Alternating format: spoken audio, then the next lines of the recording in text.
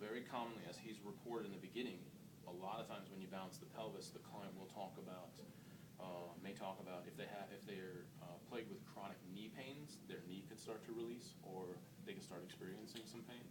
If they have chronic back pains or anything like that, even jaw stuff. I mean, we've balanced pelvis, and the jaws started to act up and release and have different experiences. So it can happen. I mean, it's not out of the question. Cool. So we've got some really good movement going on. This is really looking good. Are you feeling any burning sensation between my hands? Or are we okay? Yeah. I mean, it's definitely like hard. Okay. Cool.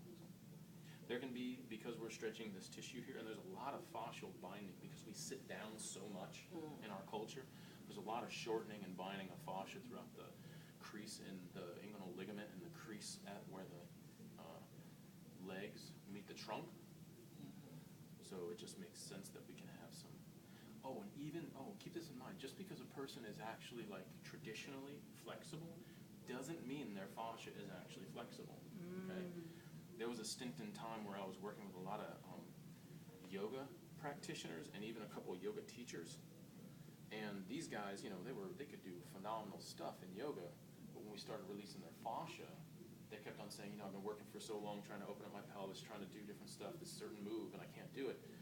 And they're good in their traditional flexibility, but then we start opening we check with their fascia, and they're bound.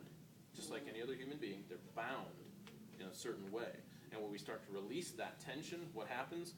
They go into those experiences that they've been shooting for so long. Okay? So it's kind of an exciting stuff. Remember that no matter what type of health and physique your client has, they haven't most likely engaged their fascial system.